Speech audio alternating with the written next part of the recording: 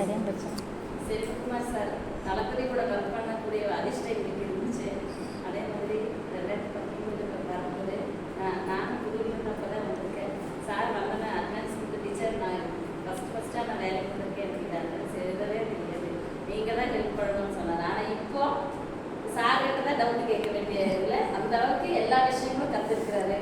அதே மாதிரி கொரோனா டைமில் நான் கிளாஸ் எடுக்க வரும்போது பாப்பா கொண்டு வருவேன்.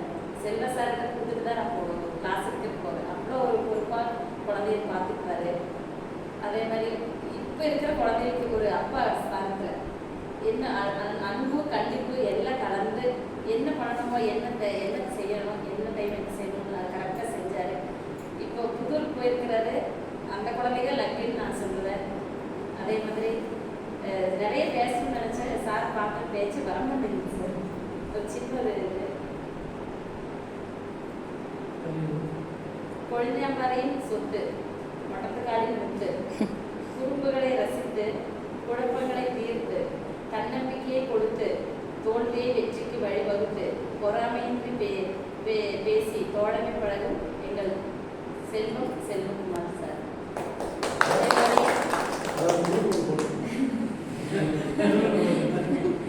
அதே நிறைய பேசுற